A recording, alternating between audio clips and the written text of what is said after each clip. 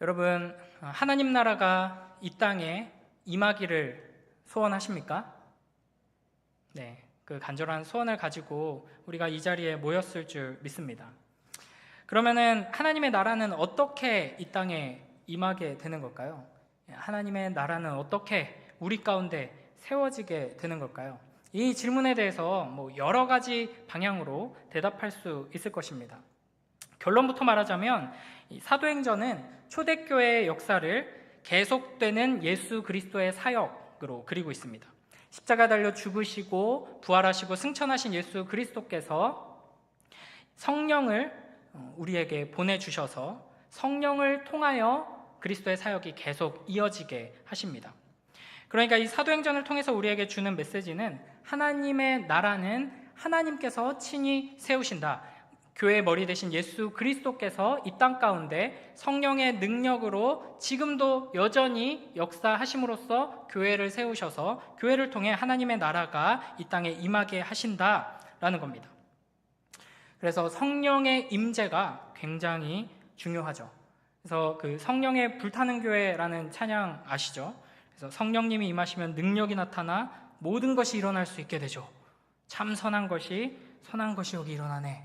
제 모교회에서는 이거 이제 좀 불을 많이 안 좋아하셔가지고 이제 교회 불 날까봐 걱정하셨는지 이거를 금지곡으로 이렇게 지정하신 적이 있었는데, 성령님이 임하시면 이제 불이 임하고 이제 모든 것이 일어나게 됩니다. 어떤 일이 구체적으로 일어나게 되는가? 우리는 오늘 본문을 통해서 오순절 성령 강림 이후에 어떤 일이 일어나고 있는가? 성령 하나님께서 교회를 통해서 어떤 사역들을 이루어 가시는가, 어떤 방식으로 하나님의 나라를 세워 가시는가 살펴보려고 합니다.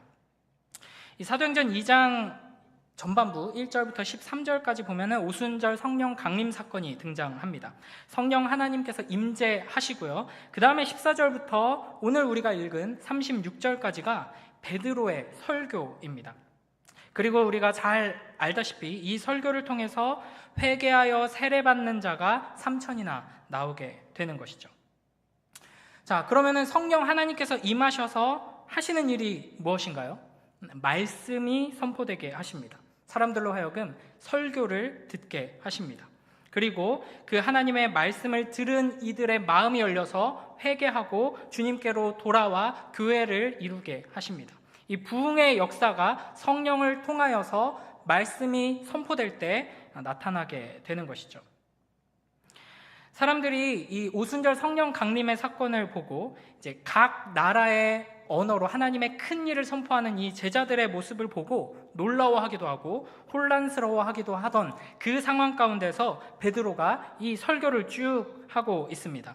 이 설교를 잘 살펴보면 전반부에서는 요엘서 말씀을 본문으로 해서 이제 하나님의 말씀을 전합니다. 그리고 우리가 오늘 읽은 본문, 여기가 이제 이 베드로의 설교의 본론과 결론이라고 할 수 있는데요. 시편 16편, 시편 132편, 시편 110편을 본문으로 해서 하나님의 말씀을 전하고 있습니다. 그러니까 일종의 구약 강해 설교라고 할 수 있죠. 그래서 이 사도행전 2장에 등장하는 베드로의 설교를 잘 살펴보면 물론 이게 이제 그 당시 실제로 베드로가 했던 설교의 전문은 아닐 것입니다. 요약본이고 실제 설교는 더 길었을 텐데 어쨌든 하나님께서 우리에게 주신 이 설교, 베드로의 설교의 그 내용들을 쭉 살펴보면 설교의 절반이 성경 본문을 인용하는 데 사용하고 있습니다. 사도행전 전체를 봐도 총 19편의 설교가 나옵니다. 베드로의 설교가 8번, 또 스데반, 야고보 설교가 하나씩 있고요. 바울의 설교가 9번 등장하는데요. 이 설교의 분량만 따져봐도 사도행전 굉장히 긴 이야기잖아요. 전체의 4분의 1 분량입니다. 그러니까 이는 성령 하나님의 임재를 통해서 계속되는 예수 그리스도의 사역, 하나님 나라의 사역의 중심에 설교가 있다 하는 것을 아주 잘 보여주는 것이죠. 오늘 우리가 읽은 이 베드로 설교의 본론과 결론 부분의 핵심은 마지막 36절이라고 할 수 있습니다. 우리 36절을 한번 읽어보겠습니다. 시작. 그런즉 이스라엘 온 집은 확실히 알지니 너희가 십자가에 못 박은 이 예수를 하나님이 주와 그리스도가 되게 하셨느니라 하니라. 아멘. 오늘 이 베드로의 긴 설교를 세세하게 살펴보기보다는 이 전체적인 흐름을 한번 쭉 훑어본 다음에 이 설교가 왜 중요한지, 하나님의 나라 역사에서 설교가 어떤 위치에 있고 어떤 역할을 하는지를 살펴보도록 하겠습니다. 먼저 오늘 본문 첫 번째 22절을 함께 또 읽어보겠습니다. 시작. 이스라엘 사람들아, 이 말을 들으라. 너희도 아는 바와 같이 하나님께서 나사렛 예수로 큰 권능과 기사와 표적을 너희 가운데 베푸사 너희 앞에서 그를 증언하셨느니라. 아멘. 여기서 너희도 아는 바와 같이 라고 말하고 있죠. 그러니까 이미 예수 그리스도의 사역과 가르침에 대한, 또 행하신 일에 대한 소문이 이스라엘 지역을 넘어서 여러 지방까지 또 흩어져 있는 유대인들에게 퍼져 있었음을 나타냅니다. 그러니까 특히 이제 유대인들 같은 경우는 이 소식을 듣고 또 실제로 예수님의 사역을 보고 경험하면서 큰 기대감을 가졌을 것입니다. 특히 이제 오병이어 같은 사건을 보고서는 우리가 그토록 오랜 세월 간절히 기다리던 하나님께서 우리에게 보내주시는 왕, 우리의 메시아, 다시 다윗과 솔로몬 왕국의 영광을 회복할 그 능력의 하나님의 종이 이 사람일지도 모르겠다 하는 확신을 가졌을 것입니다. 그러나 이제 이 촉망받던 선지자, 젊은 랍비는 십자가에 달려서 죽게 되죠. 그러니까 그냥 죽었어도 크게 실망했을 텐데 나무에 달려 죽었다, 그러니까 하나님의 저주를 받아 죽었다 하는 소식을 듣고는 분명 메시아인 것 같았는데, 하나님이 보내신 메시아가 아니고는 그런 일들, 그런 말들을 할 수가 없었는데 죽어버렸다니 너무나도 이상하다, 너무나도 실망스럽다, 속은 것인가 하면서 이제 혼란스러워했을 것입니다. 그러나 베드로는 23절에서 이렇게 말하죠. 우리 함께 읽겠습니다. 23절입니다. 시작. 그가 하나님께서 정하신 뜻과 미리 아신 대로 내준 바 되었거늘 너희가 법 없는 자들의 손을 빌려 못 박아 죽였으나. 아멘. 여기서 베드로는 그가, 예수 그리스도께서 하나님께서 정하신 뜻과 미리 아신 대로 내준 바 되었다라고 이야기합니다. 십자가의 죽음이 갑작스러운 사고, 실패가 아니라 하나님께서 미리 계획하신 그 하나님의 선하신 뜻 안에서 일어난 일이다. 구약 성경에 하나님께서 선지자들을 통해서 우리에게 예고하신 대로 일어난 일이다라는 것을 설명하는 것입니다. 그러니까 이 사람들이 기대했던 왕은 정치적이고 군사적이고 또 경제적이고 이런 부흥을 가져오는 왕이었는데, 베드로의 이야기는 하나님께서 처음부터 계획하셨던, 우리를 위해 하나님께서 보내시는 메시아가 하는 일은 하나님의 진노와 저주를 받아 죽음으로써 백성들의 모든 죄를 대신 짊어지고 회복시키는 일이다 하는 것을 이제 설명하는 것입니다. 그리고 나서 이 베드로는 이 베드로 설교의 가장 중요한 핵심인 부활에 대해서 선포합니다. 우리 24절 함께 읽겠습니다. 시작. 하나님께서 그를 사망의 고통에서 풀어 살리셨으니 이는 그가 사망에 매여 있을 수 없었음이라. 아멘.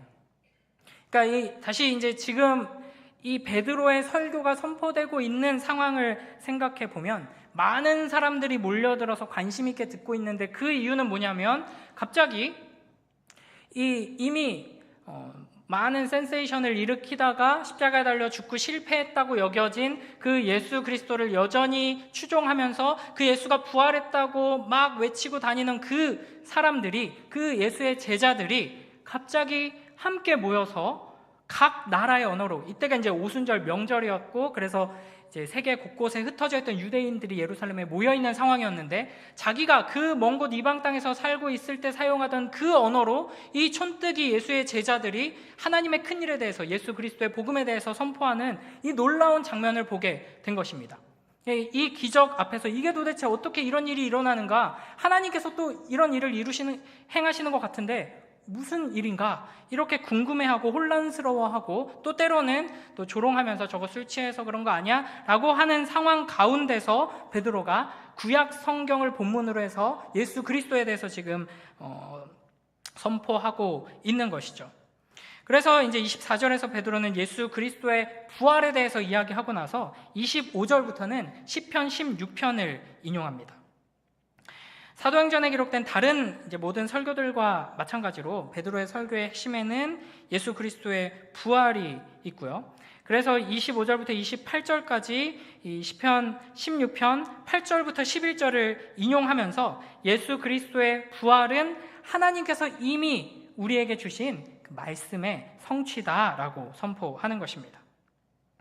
29절 말씀을 우리 한번 읽어보겠습니다. 시작. 형제들아, 내가 조상 다윗에 대하여 담대히 말할 수 있노니 다윗이 죽어 장사되어 그 묘가 오늘까지 우리 중에 있도다. 아멘. 이 당시 이제 유대인들이라고 하면은 이제 이스라엘의 가장 중요한 영웅인 다윗의 무덤이 어디에 있는가 다들 알고 있었다고 합니다. 그 예루살렘 성 근처에 있었다고 해요.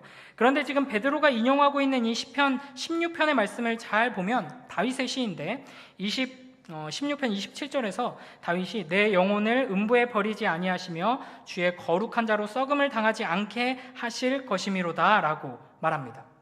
그런데 이미 다윗은 죽어서 그 육신은 무덤에 있죠. 거기서 이미 썩어 없어졌습니다.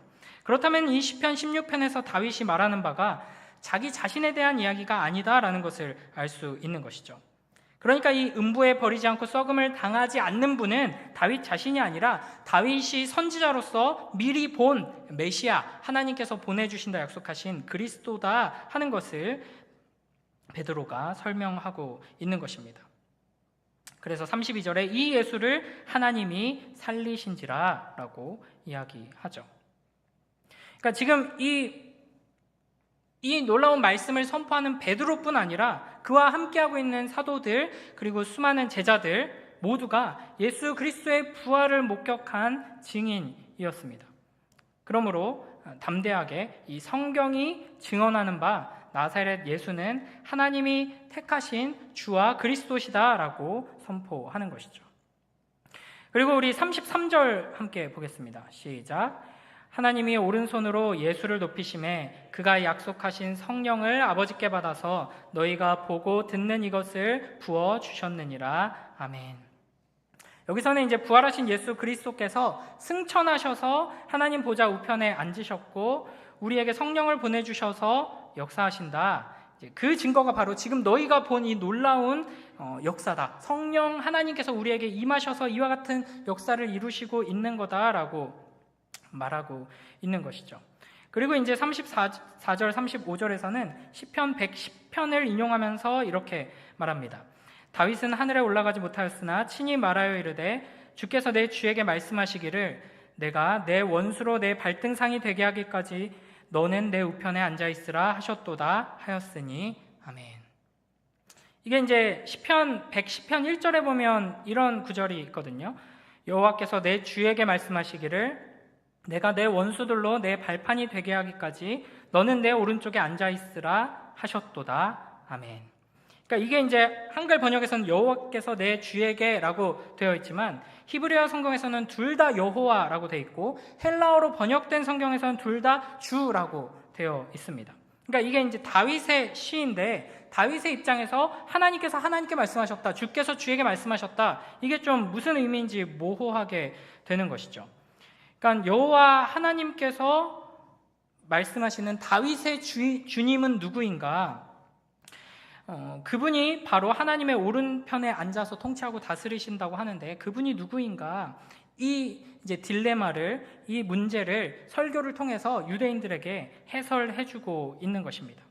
그러니까 이분이 다윗이 물론 이제 지금 죽어서 하나님 품에 있겠지만 모든 성도들과 동일하게 있는 것이지 특별히 하나님 보좌 우편에서 무언가 하고 있는 것이 아니죠. 그렇기 때문에 이 구절을 해설하기가 어려운데 우리가 지금 선포하고 있는 예수 그리스도가 바로 하나님께서 보내신 메시아이고 그분이 승천하셔서 하나님 보좌 우편에서 지금 통치하고 계신다. 그 놀라운 역사에 대한 예언이 바로 이 말씀이다 라고 해설할 때 이 구절이 명확하게 이해되게 되는 것이죠. 그리고 이제 마지막 베드로의 결론은 36절입니다. 우리 36절 한 번 더 읽겠습니다. 시작. 그런즉 이스라엘 온 집은 확실히 알지니 너희가 십자가에 못 박은 이 예수를 하나님이 주와 그리스도가 되게 하셨느니라 하니라. 아멘. 이것이 바로 사도행전에 등장하는 첫 번째 설교, 베드로를 통해 선포된 복음입니다. 그러니까 이 설교의 핵심은 예수 그리스도인 것이죠. 좀 더 자세히 말하면 예수가 바로 하나님께서 이 구약 성경을 통해 우리 조상들에게 약속하신 바로 그 메시아이며, 예언대로 하나님께서 약속하신 대로 말씀대로 오셔서 고난받으시고 죽으시고 부활하시고 승천하셔서 우리에게 성령을 내려주셔서 지금 이 일이 일어나고 있는 것이다 라고 선포하는 것입니다. 이 긴 베드로의 설교의 구조를 좀 살펴보면 오늘 읽은 이 본문 안에서요, 먼저 22절에서 예수 그리스도의 지상사역에 대해 이야기했습니다. 그리고 23절에서 예수 그리스도의 죽으심에 대해 이야기했죠. 24절부터 32절에서는 가장 중요한 부활에 대해 선포합니다. 그리고 마지막 33절부터 35절에서는 승천하심과 다스리심에 대해 이야기합니다. 그리고 이와 같은 예수 그리스도의 사역에 대한 결론으로서 하나님께서 이 예수를 주와 그리스도가 되게 하셨다라고 선포하는 것입니다. 이것이 오순절 성령 강림 이후 우리에게 임재하신, 제자들에게 임하신 성령 하나님의 능력을 통해서 첫 번째로 이루어진 이 사역, 하나님의 말씀이 선포되는 설교입니다. 구약 강해 설교이고 또 가장 위대하고 탁월한 복음 설교라고 할 수 있습니다. 우리는 이 설교를 기준으로 하나님 나라의 역사를 이루는 이 성령 충만한 설교가 무엇인가, 수많은 사람들을 변화시키고 회개의 자리로 이끄는 능력 있는 설교의 가장 중요한 핵심이 무엇인가, 이걸 확인할 수 있는 것입니다. 먼저 이제 설교의 정의가 무엇인가, 우리 합신의 이제 정창균 교수님께서는 이제 하나님의 말씀의 해석과 전달, 해석과 전달이라는 두 가지 축으로 설교를 정의하십니다. 그리고 이제 어떤 신학자는 설교는 선포, 증언, 교육, 예언이다, 이렇게 네 가지로 구분해서 설명하기도 합니다. 또 이제 하나님의 사역을 강조하면서 설교는 하나님의 일이다, 하나님께서는 설교를 통해 자신을 드러내신다라고 설명하기도 합니다. 유명한 신학자 존 스토트는 설교에 대해서 이렇게 정의 내립니다. 참된 설교란 성경의 세계와 오늘의 세계 사이에 다리를 놓는 작업이다. 설교에 대해서 여러 가지 정의를 내리고 이제 설명할 수 있겠죠. 그러나 이제 오늘 이 베드로의 설교를 통해서 알 수 있는 이제 좋은 설교, 성령 충만하여서 수많은 사람들을 주님께로 이끄는 능력 있는 설교는 무엇인가? 저 나름대로 이제 세 가지로 정리해봤는데요. 그 설교의 기초는 성령 충만, 성령의 능력에 있고, 그 내용은 예수 그리스도이고, 그 결과는 하나님께로 돌아가는 회심이다라고 할 수 있습니다. 여기서 이제 제일 중요한 것은 그 내용, 설교의 중심에 예수 그리스도가 있다 하는 것이죠. 요한복음 5장 39절에서 이렇게 예수님께서 우리에게 말씀하십니다. 너희가 성경에서 영생을 얻는 줄 생각하고 성경을 연구하거니와 이 성경이 곧 내게 대하여 증언하는 것이니라. 아멘.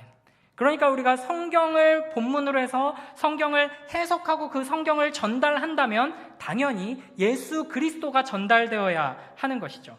성령 하나님께서 설교자에게 충만히 임하셔서 하나님의 말씀을 전한다면 말씀의 영이신 성령 하나님께서 예수 그리스도를 그 말씀을 통해 드러내시고 높이시고 예수 그리스도를 보게 하실 것입니다.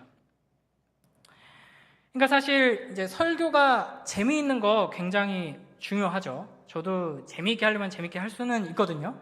그러나 설교가 재미있고 설교를 통해서 막 마음의 위로가 되고 막 힘이 되고 하는 것도 중요하지만 그 힘과 위로가 예수 그리스도를 통해 오는 것이 더 중요합니다. 설교가 우리에게 기쁨과 만족을 주고 마음에 무언가 좋은 것들을 주는 것 중요하죠. 그러나 그 기쁨과 만족이 예수 그리스도를 통해 오는 것이 더 중요한 것이죠. 그러니까 우리가 설교가 무엇인가를 정의를 잘 내려야지 이 설교를 듣는 예배의 자리에 나올 때 어떤 마음가짐으로 어떤 기대로 무엇을 기도하며 나올 것인가, 이게 잘 정립하게 될 것입니다. 그러니까 이 설교 시간은 단지 어떤 자기개발 강연이나 철학 강연 이런 것처럼 어떻게 사는 것이 옳은지 배우는 시간이 아닙니다. 뭐 그런 교훈들도 말씀 안에 녹아들어가 있어야 하겠죠. 그러나 단순히 그런 시간이 아니라는 것이죠. 교장 선생님 훈화 말씀처럼 단지 격려와 충고, 비전을 심어주고 이런 시간도 아닙니다. 설교 시간은 기본적으로 복음을 듣는 시간입니다. 복음, 예수 그리스도에 대해서 듣고 예수 그리스도를 만나는 시간인 것이죠. 그래서 이 구약학자 트럼프 롱맨이라는 분은 이 그리스도가 중심에 있는 이 설교를 영화 식스센스를 보는 것 같다라고 이야기합니다. 영화 식스센스 아시나요? 좀 오래된 영화여서 1999년에 브루스 윌리스가 주연하고 나이트 샤말란 감독이 이제 만든 이 영화인데 결말이 굉장히 특이합니다. 이거 제가 이제 스포를 좀 해야 되는데 1999년 영화인데 스포했다고 막 뭐라 그러시는 분은 없겠죠. 요즘 이제 스포에 민감한 사람들이 하도 많아가지고 이순신 장군 노량해전에서 돌아가셨다니까 그거 왜 스포하냐고 막 그런 사람들도 있고, 예수님 십자가에 죽으셨는데 사실 삶 안에 부활하셔 했더니 왜 그거 살아나는 거 스포하냐고, 성경 안 읽을 거라고 막 이러는 애들도 있더라고요. 근데 이 식스센스라는 영화를 쭉 보면은 뭔가 답답하고 이거 왜 이런 일이 일어나지 하고 이해 안 되는 지점이 계속 등장하는데 마지막 부분에서 주인공이 귀신이었다 하는 게 밝혀집니다. 그러고 나서 주인공이 아이가 귀신이었구나 라는 관점으로 영화 전체를 다시 곱씹어보면 명확하게 이생했던 장면들이 다 이해되기 시작하는 것이죠. 그러니까 이 신학자가 뭐라고 하는 거냐면 마치 구약 성경은 커튼 속에 이제 비춰진 예수님의 그림자를 보는 것 같고 신약은 이 그림자가 예수님이었다 하는 사실을 우리에게 밝혀주는 것과 같다. 그래서 이 식스센스라는 영화를 보는 것처럼 예수 그리스도라는 주제를 대입해서 구약 성경을 읽으면 모두 그림자 뒤에 감춰진 그리스도를 우리가 볼 수 있다라고 이야기합니다. 에드먼드 클라우니라는 이 신학자는 이렇게 이야기합니다. 성경을 그리스도의 빛으로 비추어서 설교하지 않는다면 교회 목회자의 설교와 유대 랍비의 설교가 차이점이 없을 것이다. 그러니까 모든 성경이 예수 그리스도를 향하고 있기 때문에 그리스도를 나타내는 설교라는 것은 어떤 특정한 본문에 해당하는 것이 아니라 이제 모든 말씀에서 나와야 하는 주제라는 것이죠. 그러니까 사실 이 안타깝게도 본문을 이제 해석하고 성경을 읽고 하나님 말씀을 전한다고 하지만 이제 교회에서 전해지는 목사의 설교가 아니라 이걸 이제 AI로 이제 배경을 다 가리고 보면은 이게 그냥 일반 강연장에서 하는 이제 그냥 일반 강사의 이제 좋은 말인지, 심지어는 그냥 어디 천주교 혹은 이제 불교에서 좋은 스님이 되게 감동 있고 교훈 있는 말 잘하고 막 이래가지고 사람의 마음을 이제 막 감동시키는 그런 좋은 강연인지 구분이 안 되는 설교들이 많이 있습니다. 우리는 이제 담임 목사님을 통해서 또 이제 부목사님들을 통해서 이제 좋은 설교를 계속 듣고 있어서 이런 걸 이제 잘 인식하지 못하는 분들이 많이 있을 수 있지만 이제 인터넷 세상에 가보면 이제 진짜 탁월하고 좋은 설교들도 굉장히 많이 있고 동시에 정말 이상한 설교들, 도저히 설교라고 할 수 없는 설교들도 참 많이 있습니다. 제가 이제 어린 시절 이제 교회가 집에서 한 30분 정도 거리여서 아침마다 이제 가족이 이제 아버지 차를 타고 이제 교회까지 갔어야 했는데요. 그때마다 이제 아버지 차에 항상 맞춰져 있던 이제 모 기독교 라디오 채널이 아침 예배 생중계가 되었습니다. 근데 항상 후반부를 듣게 되었어요. 그 시간이 딱 후반부였어요. 근데 제가 몇 개월 동안 그 설교를 듣잖아요. 후반부가 항상 똑같습니다. 이상하게. 20억이 되었습니다. 30억이 되었습니다. 50억이 되었습니다. 할렐루야!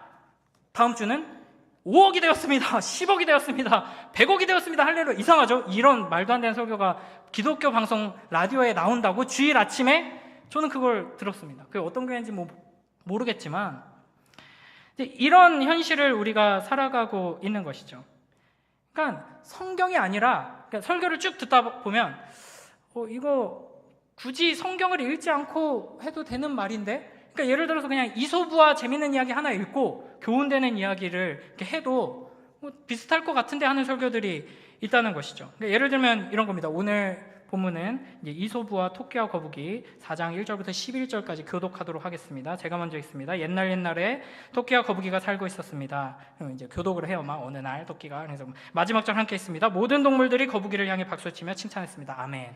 자, 오늘 말씀 속에서 막 이러면서 이제 막 설교를 해요. 그래서 첫째, 토끼와 같이 좌로나 우로나 치우치지 말아야 할 것입니다 하면서 막 그 주장에 대해서 막 또 다른 예화들을 넣어가지고 막 귀에 쏙쏙 박히고 막 또 감동도 되고, 막 둘째, 거북이와 같이 끝까지 충성해야 할 것입니다. 그리고 셋째, 다른 동물들과 같이 남의 좋은 일에 박수를 치면서 이렇게 함께 기쁨을 나눠야 할 것입니다. 얼마나 좋아요? 좋은 얘기죠. 이 중에서 한 가지 딱 꽂힌 게 있으면, 그래, 나 끝까지 충성해야지, 이런 교훈을 얻고 집에 돌아간다 하면은 어떤 사람들은 주일에 교회 와서 예배드리고 설교 듣고 가는 거랑 큰 차이가 없을 수도 있습니다. 이런 식으로 매주 좋은 이야기 듣고 교훈과 충고와 명령 같은 걸 아무리 들어도 우리의 심령 가운데 진정한 변화와 능력은 나타나지 않습니다. 성경을 읽고 성경에 관련된 여러 이야기를 아무리 많이 해도 복음이 아니라 교훈이나 충고와 명령이나 이런 좋은 이야기들만 듣는다면 변화와 능력이 나타나지 않는다는 것이죠. 복음을 들어야 합니다. 믿음은 들음에서 나죠. 뭘 들을 때 믿음이 나옵니까? 복음, 예수 그리스도께서 우리를 위해 행하신 일, 영원하신 하나님 아버지께서 우리를 사랑하셔서 우리를 위해 행하신 일, 복음을 들어야지 우리가 변화됩니다. 아무리 율법을 무섭게 이야기하고 너 이거 해야 돼, 그래야 성공해, 너 우리의 삶에 정말 절묘한 교훈들, 잘 살기 위해서, 행복하기 위해서, 가정이 평화롭기 위해서, 네가 조금 더 네가 원하는 것을 잘 이루기 위해서 이런 것들은 하면 안 되고 이런 것은 해야 돼 하는 충고의 말들을 아무리 많이 듣는다고 해도 우리는 절대 변하지 않습니다. 복음 안에서 발견되는 하나님의 그 놀라운 사랑, 예수 그리스도께서 이 죄인인 우리를 위해서 십자가에 달려 죽으시고 우리를 위해 행하신 일, 그 놀라운 은혜, 그 복음을 듣고 그 복음 앞에 깊이 잠겨서 감격하며 감사하며 그 아름다우신 예수 그리스도께 사랑에 빠질 때 오직 사랑으로만, 오직 은혜로만 사람은 변화되게 되는 것입니다. 그러므로 우리는 복음을 듣기를 소원해야 하는 것이죠. 설교의 황태자라고 불리는 찰스 스펄전 목사님이 있습니다. 이분의 미들네임 잘 모르실 텐데 찰스 헤던 스펄전이거든요. 요걸 따서 제 둘째 이름을 전 헤든이라고 지었습니다. 이분이 이제 한 웨일즈의 젊은 설교자의 설교를 이제 듣고는 이제 팩트 폭행을 하셨어요. 자네 설교에는 그리스도가 없었네 하고 이렇게 말씀을 하신 거예요. 그때 이제 이 젊은 설교자가 뭐라고 반응을 했냐면, 글쎄요, 오늘 제가 설교한 이 성경 본문에는 그리스도가 없었습니다. 우리가 설교를 한다고 해서 매번 그리스도를 말해야 하는 건 아닙니다. 우리는 본문에 있는 것을 충실하게 설교해야 하니까요 라고 대답을 했습니다. 이 대답을 듣고 스펄전이 뭐라고 답했냐면, 젊은이, 영국의 모든 자그마한 동네에도 그게 어디 있든 런던으로 통하는 길이 있다는 것을 알고 있는가? 성경의 모든 본문도 마찬가지로 성경의 수도로 통하는 길이 있다네. 그게 바로 그리스도일세.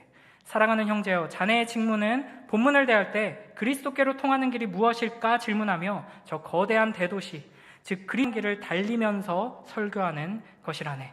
그리고 나는 아직 그리스도로 통하는 길을 품고 있지 않은 본문을 만난 적이 없네. 만에 하나 그리스도로 통하는 길을 품고 있지 않은 본문을 발견한다면 나는 어떡하든 길 하나를 만들 것이네. 담벼락을 넘고 도랑물을 건너서라도 나의 주님께로 나아갈 것이네.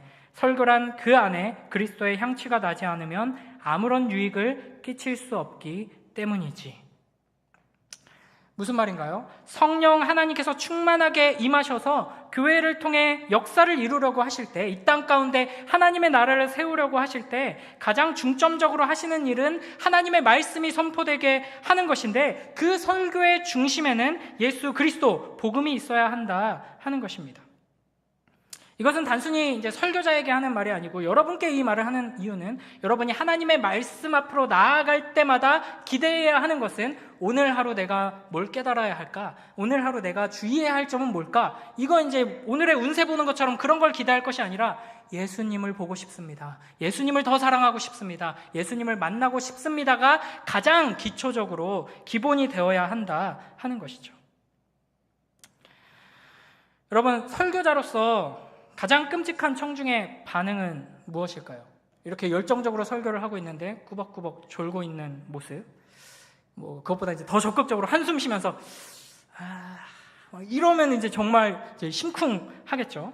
아니면 딴짓을 열심히 하고 있다거나, 그런 것도 이제 좀 쫌생이같이 소심한 저 같은 사람한테는 이제 큰 상처가 되고 어려움이 됩니다. 밤에 집에 가서 누우면 그런 분들 얼굴이 막 떠오르고 막 저주의 시가 나올래다가 말고 나 자신에게 화살을 돌리면서 더 괴로워하게 되죠. 그런데 설교자로서 영혼 깊은 데서부터 가장 두려운 반응은 뭐 이런 반응을 제가 받을 일은 거의 없겠지만 이런 겁니다. 우리 목사님 너무 설교 잘한다. 너무 멋지다. 야, 어떻게 저렇게 박학다식하시고 설교 준비를 어떻게 하시길래 야, 정말 대단하시다. 이런 거요. 설교 너무 은혜롭고 좋아.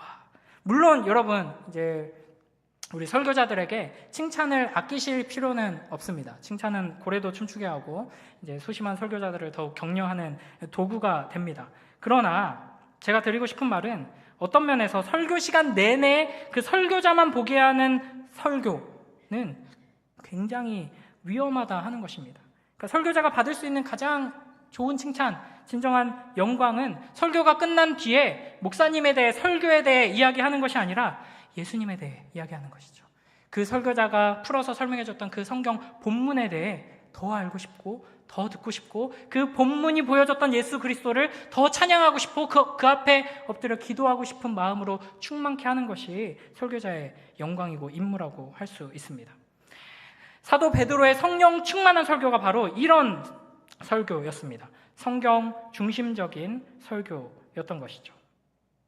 우리에게 이와 같은 성경 중심적인 설교가 필요합니다. 그러니까 여러분이 설교자들을 위해서 기도할 때 기대해야 하는 그런 모습은 좀 더 말 잘하고 달변가가 되고 막 이제 사람들의 마음을 쥐었다 놨다 폈다 막 이렇게 웃음도 많이 터지고 막 이런 설교자가 아니라 성경의 의미를 바르게 해석하고 선포함으로써 예수 그리스도를 전하는 설교자를 기대하고 소원하며 함께 기도해야 하는 것입니다. 그래서 이제 제임스 몽고베리 보이스라는 이제 신학자가 이렇게 말합니다. 이 본문을 두고요. 베드로의 설교는 본질적으로 강의 설교였다. 그가 일어나 전달한 것은 최신 사건에 대한 의견을 개진하거나 심리학 교습을 하거나 사람들이 매료될 만한 내용들을 제공해 가려운 곳을 긁어준 것이 아니었다. 그는 청중들을 직접 하나님의 말씀으로 끌고 갔다. 그리고 이것이야말로 교회 안에서 있을 수 있는 참된 설교의 유일한 형태이다. 그러므로 우리는 하나님께서 우리에게 주신 설교자들을 위해서 특히 이제 담임 목사님과 이제 목사들 또 설교단에 서는 우리 백전도사님 모든 설교자들을 위해서 더욱 간절히 기도해야 할 것입니다. 하나님의 말씀을 바르게 해석하고 하나님의 말씀을 통해 예수 그리스도의 그 영광과 아름다움을 풍성히 드러내고 진리의 말씀을 통해 우리가 처한 삶의 현실을 바르게 분별할 수 있도록 베드로의 설교도 딱 그 역할을 했거든요. 지금 이 놀라운 사건 이게 무슨 의미인가, 이게 왜 일어나는가에 대해서 이 말씀을 통해 분명하게 해석해 준 것입니다. 이 성령 충만한 복음적인 예수 그리스도가 드러나는 설교가 우리 미랄교회 가운데 풍성히 나타남으로써 이 설교를 통해 변화되고 하나님의 나라를 이루어가는 복된 우리 모두가 되길 주님의 이름으로 축복합니다. 이것을 놓고 우리 모두가 함께 기도해야 할 것이고요. 또한 이 베레아 사람들처럼 말씀을 수동적으로 듣고 그냥 끝내는 것이 아니라 이것이 정말 그런가? 날마다 성경을 상고하면서 이것이 진짜 그런 의미인가? 질문하고 묵상하고 배우기 위해 힘쓰는 교회가 되어야 할 것입니다. 사실 이제 이 주제가 이 설교자들끼리 모여서 너네들끼리 좀 이렇게 곱씹고 너네들끼리 이렇게 다짐하면 되지 왜 설교 시간에 그거를 이야기하고 있냐 이렇게 이제 생각하실 수도 있을 것 같아요. 근데 제가 한 가지 이야기를 마무리하면서 들려드리겠습니다. 17세기에 이제 신대륙으로 건너간 청교도들을 뉴 잉글랜드 청교도라고 합니다. 영국에서 이 신대륙으로 건너온 청교도들이죠. 이 사람들은 예배당을 지을 때 매우 단순하게 지었습니다. 여러 가지 환경적인 요인도 있었겠지만 창문을 보통 영국에서 이제 지었던 교회보다 훨씬 더 크게 하고 보통 예배당들은 다 모자이크로 장식을 했지만 이런 것들을 다 없앴습니다. 왜냐하면 이때부터 이제 성경이 많이 보급되어서 성경을 많이 읽기 위해서 예배당의 구조를 그렇게 바꾼 것이죠. 이들의 예배 순서도 매우 단순했습니다. 웨스트민스터 예배 모범에서 가르치는 예배 순서도 이제 영국 국교회에 비하면 매우 단순했었는데 이 뉴 잉글랜드 청교도의 예배는 그보다도 훨씬 더 단순했습니다. 그래서 지금 뭐 우리의 수요 기도회처럼 이렇게 뭐 개회 기도가 있고 성경 봉독, 찬송, 설교, 찬송, 기도 이렇게 단순하게 끝나죠. 그러니까 이런 뉴잉글랜드 청교도들의 변화는 모든 예배가 설교와 기도 중심으로 재편되었기 때문입니다. 그럼 너무 좋죠. 수요기도회처럼 막 순서도 간단하고 예배 시간이 아주 짧게 끝날 것 같지만 전혀 그렇지가 않습니다. 이들의 평균 예배 시간은 3시간 반 정도였습니다. 그 중에서 설교가 대부분을 차지했죠. 그러니까 이 17세기 이 기간이 되게 독특할 정도로 이제 뜨거운 예배를 드린 시기인데요. 원래 이제 영국 본토에 있을 때는 2시, 오후 예배는 2시였는데, 3시였는데 1시간 땡겨서 2시로 옮깁니다. 왜 그랬을까요? 3시에 드리면 3시간, 3시간 반을 예배 드리니까 너무 깜깜해지는 거예요. 그래서 오후 예배를 2시로 옮깁니다. 그리고 주일 예배는 오전 9시에 있습니다. 그러니까 9시에 한 3시간 넘는 예배를 드리고 점심 먹고 2시에 또 3시간 넘는 예배를 드리는 것이죠. 이제 목사이면서 정치가였던 토마스 후커라는 목사님이 목회했던 교회에 매튜 그랜트라는 집사님이 있었습니다. 농부였는데요. 매일 예배 시간마다 맨 앞자리에 앉아서 설교를 열심히 필기하는 분이었습니다. 그리고 이제 이 당시에는 이렇게 설교를 왜 열심히 필기했냐, 혼자 기록을 남기기 위한 것이 아니라 가장들이 설교를 꼼꼼히 필기해서 그걸 한 번 더 집에서 가정예배 때 복습을 시켜야 했기 때문인데요. 이 자료들이, 이분의 설교 필기 자료들이 어마어마하게 많이 남아 있습니다. 그래서 역사학자들한테는 굉장히 중요한 사료죠.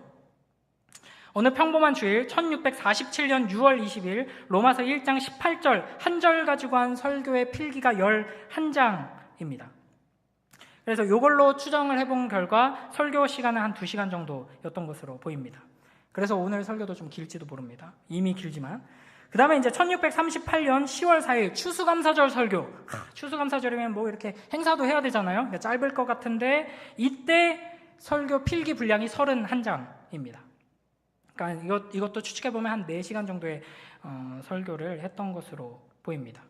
근데 여기서 이제 중요한 것은 단순히 설교가 길다는 것이 아니라 신학자들이, 역사자들이 이 설교문, 필기를 분석해본 결과 현대 우리 이제 교회들 중에서 설교를 아주 성경적으로 성경을 잘 강해하고 해석하고 가르치는 설교들이 가지고 있는 성경 해석의 양보다 한 20배 정도 성경 해석의 양이 많다는 거죠. 그러니까 우리가 주일에 와서 설교 한 편을 들을 때 배우는 성경의 양보다 한 번 앉아서 듣는 성경에 대한 배움이 훨씬 더 많고, 그게 오전 예배, 오후 예배, 또 뭐 수요 예배, 이게 1년 쌓이면 우리가 뭐 10년, 20년 신앙생활을 하는 것보다 1년 안에 성경을 훨씬 더 많이 배우게 된다 하는 것이죠. 그래서 이 성도들의 수준이 이 정도였기 때문에 목회자들의 수준은 어마어마했습니다. 이걸 저는 여기서 얘기하진 않겠습니다. 제가 너무 부끄러워져가지고 목회자들의 수준에 대해서는 이야기하지 않겠는데, 이 19세기의 청교도를 연구한 엘리어 얼리라는 미국 역사학자가 이렇게 말합니다. 그 당시 성도들은 긴 설교를 싫어하지 않았다. 지금 왜 빨리 안 끝나냐 싫어하시는 분들 있잖아요. 잘 들으세요. 오히려 짧은 설교를 불경건하다 생각했을 뿐 아니라 자기들이 마땅히 받아야 할 정당한 대가를 받지 못한 것이라 생각했다. 당시에 그 어떤 기록이나 문헌에도 긴 설교와 예배에 대한 불평이나 비판을 단 한 글자도 발견할 수 없었다. 또 이제 그 당시 뉴잉글랜드 이 보스턴 지역을 여행했던 어떤 여행자의 기록에 이제 여행 가가지고 그 뉴잉글랜드 청교도 교회 예배드리러 갔다가 이런 기록을 남깁니다. 예배가 너무 길어서 죽을 뻔했다. 그러나 그 교회 성도들은 이를 특권으로 여기고 있었다. 여러분, 수많은 설교를 인터넷 세상에서 홍수처럼 마주할 수 있는 이 시대에 하나님의 나라의 놀라운 역사를 이루는 능력 있는 성령 충만한 설교, 복음적인 설교를 더욱 사모하고 기대하며 부지런히 그 말씀 앞으로 나아가는 복된 우리 모두가 되길 주님의 이름으로 축복합니다. 좋은 설교자를 만들어내는 좋은 성도, 좋은 설교자를 세우는 좋은 교회, 좋은 청중, 좋은 공동체가 되어서 이 세상적인 지혜나 듣기 좋은 말이 아니라 우리의 심령과 골수를 쪼개는 진리의 말씀을 사모하고 예수 그리스도의 생명의 복음을 듣기를 즐거워하고 특권으로 여기는 복된 우리 모두가 되길 주님의 이름으로 축복합니다. 그리하여서 오순절에 임하신 성령 하나님께서 놀라운 역사를 우리를 통해 풍성히 이루시는 것을 우리가 보고 쓰임받게 되는 복된 우리 모두가 되길 주님의 이름으로 축복합니다. 기도하겠습니다. 하나님 아버지, 감사합니다. 이 저녁에 이 사도행전 말씀을 통하여서 베드로의 설교를 또 우리가 마주하게 하시고 성령 하나님께서 베드로를 통해 하나님의 말씀을 가르치시고 선포하시고 그 가운데 예수 그리스도를 나타내셔서 많은 이들을 주님께로 돌아오게 하신 것을 듣게 하시니 감사합니다. 주님, 우리도 이 능력 있는 성령 충만한 그리스도 중심의 설교를, 하나님의 말씀을 더욱 사모하게 하시고 설교자들을 위해 더욱더 간절히 기도하며 부지런히 말씀 앞으로 나아오고 부지런히 말씀을 살피며 자라나는 우리 공동체 될 수 있도록 축복하여 주시옵소서. 감사드리며 예수님 이름으로 기도드립니다. 아멘.